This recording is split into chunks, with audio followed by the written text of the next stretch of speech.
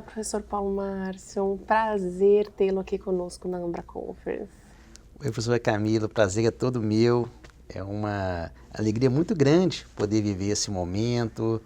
Conversei várias vezes com o Alfredo, com os alunos. A expectativa era muito grande de estar aqui participando. É um evento muito bom, muito rico, os painéis muito verticalizados, os debates, a organização.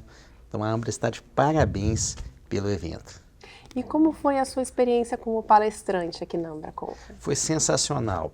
A possibilidade de tratar de um tema que é o nexialismo jurídico, que eu estou pesquisando há cerca de 2 anos, produzindo artigos, foi muito receptiva.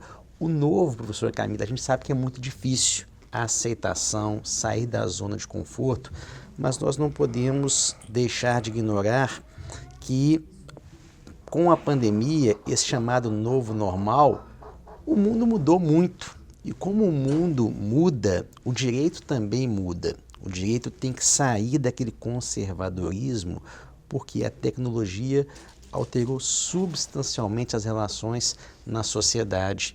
E como o direito tem a palavra final, nós não podemos ficar como juristas só nos códigos, só na legislação, só nas regras. Nós precisamos entender, precisamos investigar e aprender sobre tecnologia, inovação, mercado, competitividade, para solucionarmos as dores sociais com maior o que? Justiça, celeridade e principalmente o que? Equilíbrio.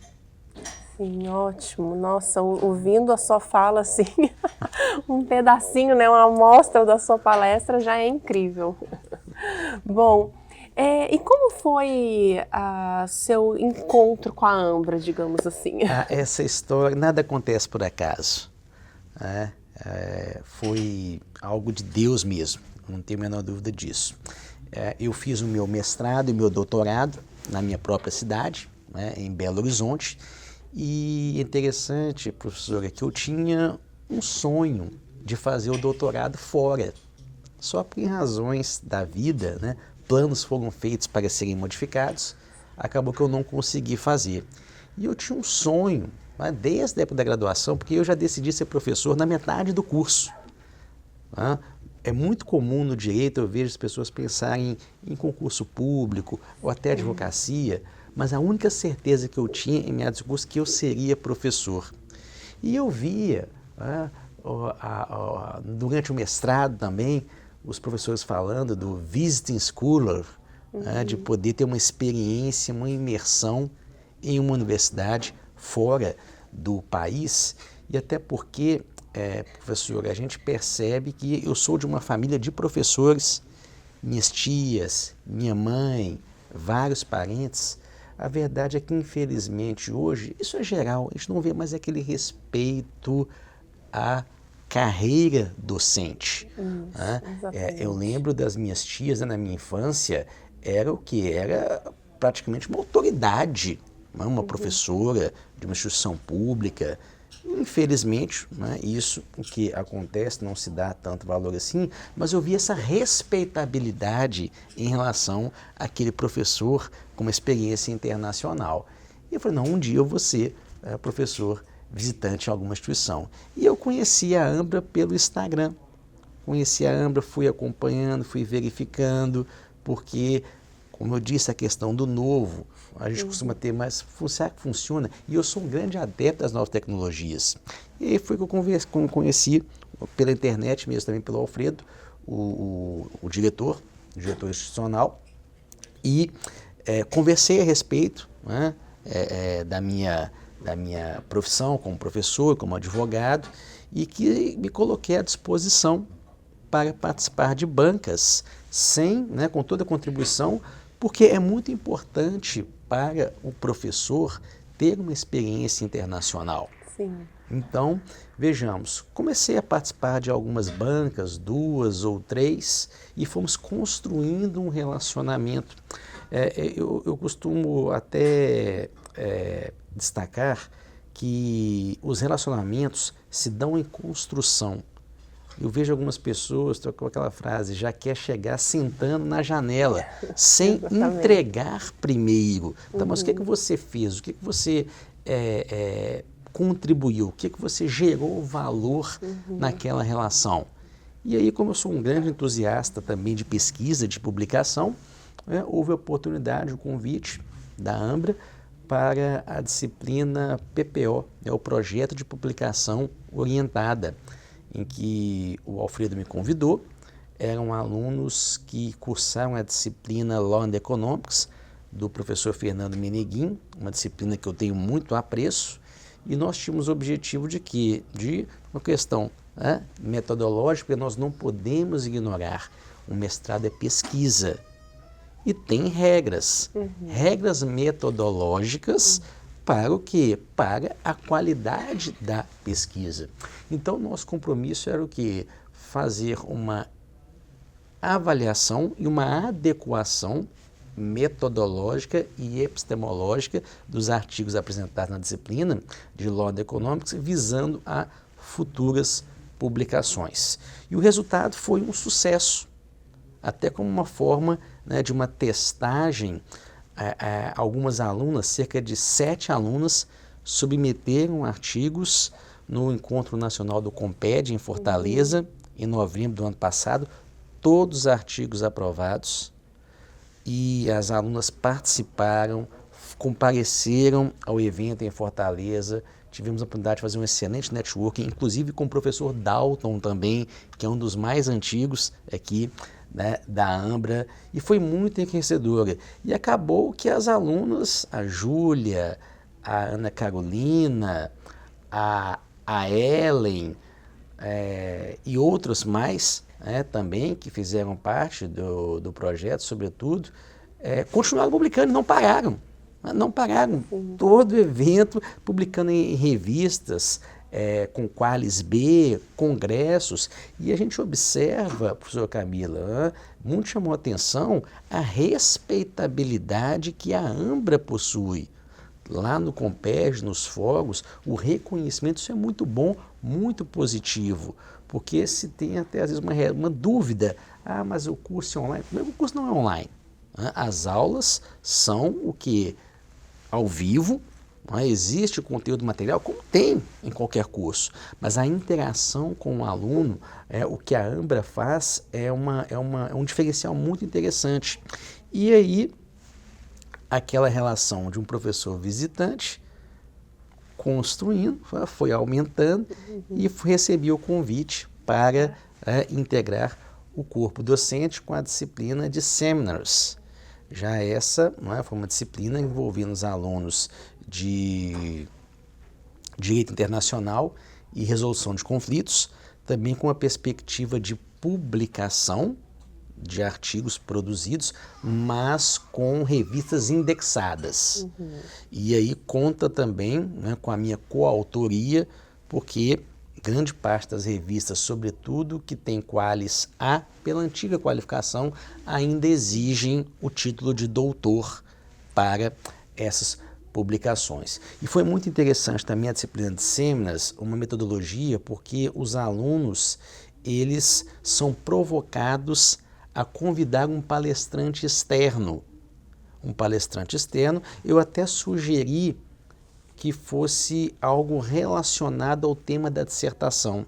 Esse palestrante foi convidado para fazer uma exposição que foi transmitida ao vivo e está disponível no YouTube, eu recomendo assistir, e os alunos, as alunas ficaram como debatedores. E eu fiquei muito impressionado com a postura dos alunos, e isso contribui muito, professora, porque em breve eles farão a defesa das dissertações. Sim. E a gente vê uma certa dúvida, uma certa angústia, como eu devo me portar, como eu devo me expressar perante a banca. Então, essa disciplina de Seminars, que já é desenvolvida aqui na Ambra, com outros professores também já lecionaram, eu entendo que é muito importante o aluno cursar, o mestrando cursar, que é uma preparação também, porque nós não podemos ignorar, professora Camila, que não é a titulação, mas existe um compromisso, essa fala eu ouvi de uma professora no mestrado, que nós temos um compromisso no mestrado de formar novos professores. O mestrado não se limita ao que?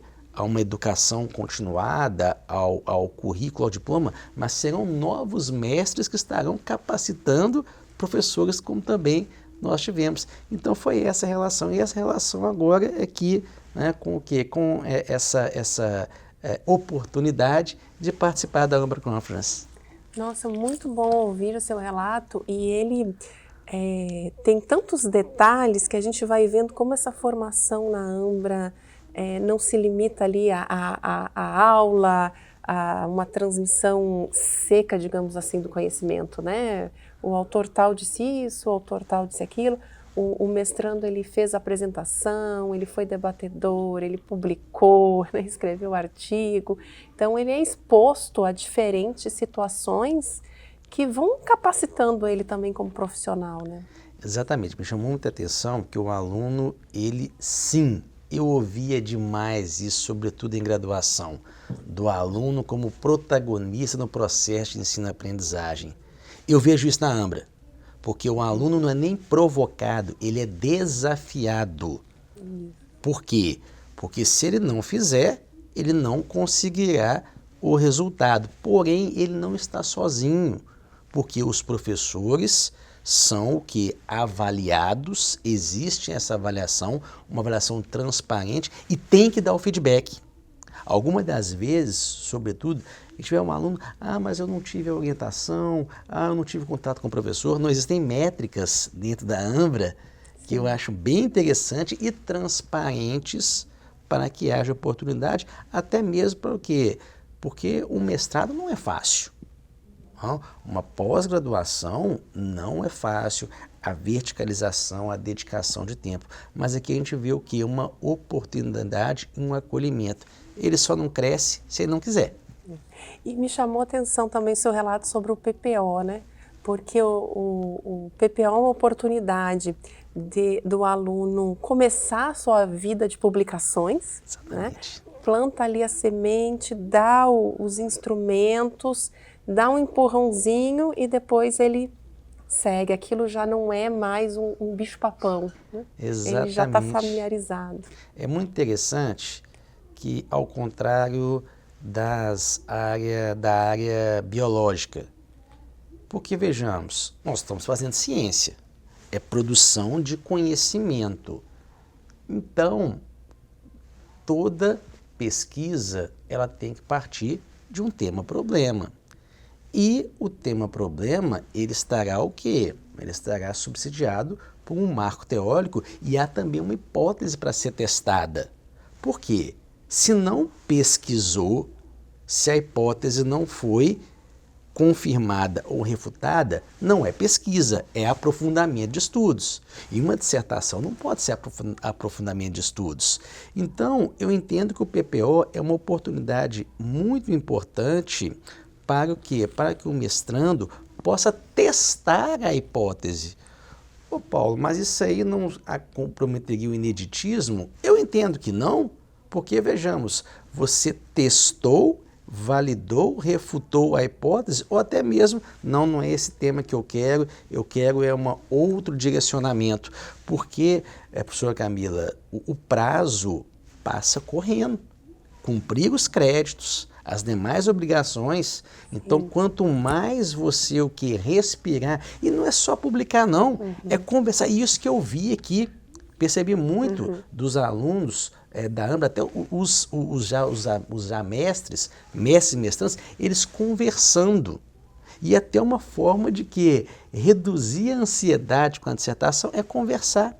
Eu lembro que na minha época de mestrado, foi em um congresso em Campos do Jordão, com uma aluna de graduação, eu comentando sobre o meu tema, eu um tanto perdida, ela falou, não, mas esse tema aqui teve um congresso no Canadá, eu tenho os anais do congresso e está tudo isso aqui. Eu falei, meu Deus. Então, conexões.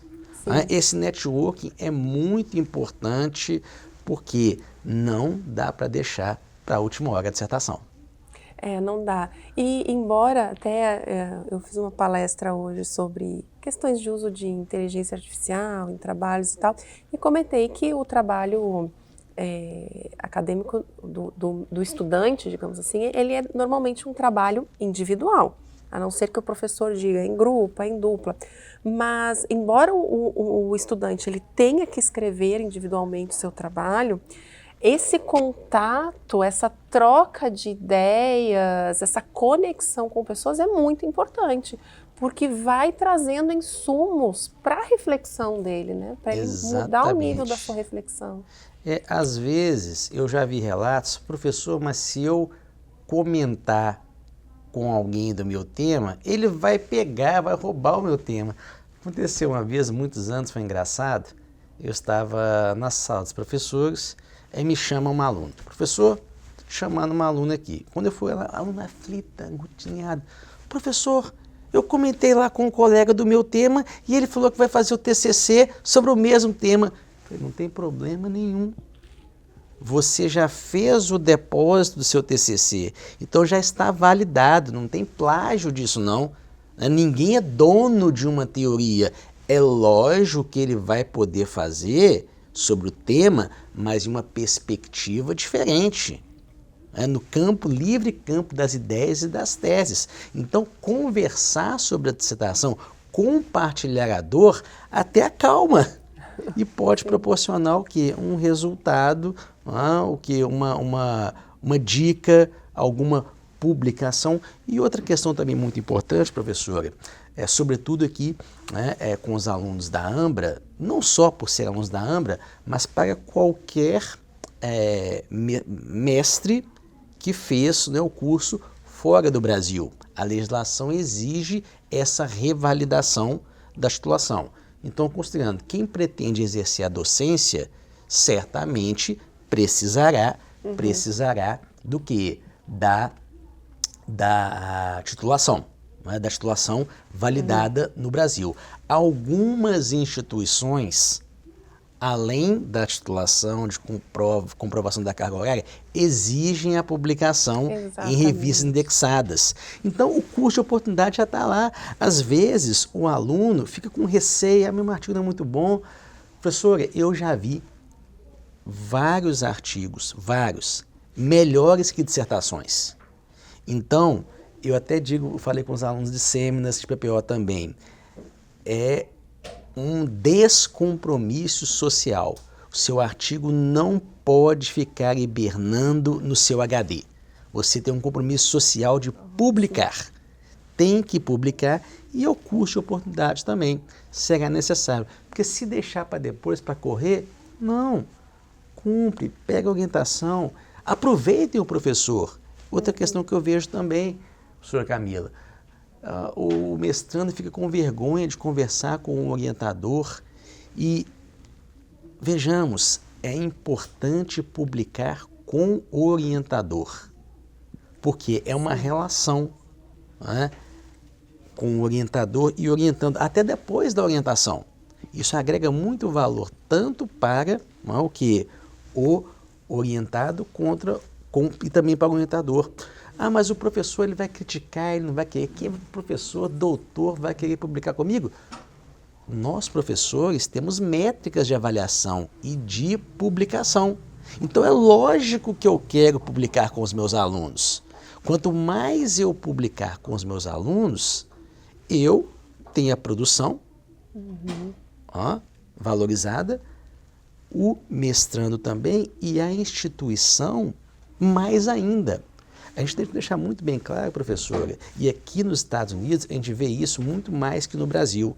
A pesquisa não é do mestrando e da mestranda exclusivamente. É uma pesquisa da instituição.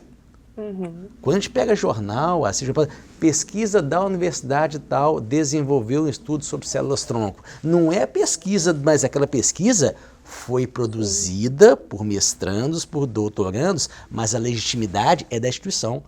Por isso é o quê? É a alma mater, é aquilo que você carrega. Então, uma instituição em que fomenta a produção do conhecimento, a divulgação, é lógico que ela vai se diferenciar. E isso a Ambra faz muito bem. Incrível ouvir isso. É muito bom. Para finalizar, então, professor Paulo Márcio, recentemente você começou a orientar na Ambra, né? Eu não sei se já tem algum relato, porque é bem recente, se já tem algo para comentar sobre isso. É muito interessante. Já estamos com 3 orientações, já tive pedidos aqui também de possíveis Que orientações e acho bem interessante. São temas da atualidade, temas que envolvem, por exemplo, fake news, temas que estão até em análise em tribunais superiores, e eu entendo que é muito importante, sim, essas orientações, essas contribuições, pensando que esses trabalhos poderão, em breve, orientar e formar a jurisprudência. Então é isso que eu falo com os alunos, verticalizar ao máximo para não demonstrar, falo com os meus orientandos, não demonstrar somente qual que é o foco da dissertação, mas mostrar também o que não é. Para o que, né, a especificidade do trabalho, eu até costumo brincar, não é do pulmão que você vai falar da mitocôndria. Né? Então, quanto mais específico, melhor a pesquisa. A orientação está regular, as métricas, os contatos com os alunos, esse diálogo, por enquanto estamos na fase dos projetos, e digo, um bom projeto é 70% no mínimo da qualidade da dissertação. Ótimo, concordo plenamente, sempre digo isso também.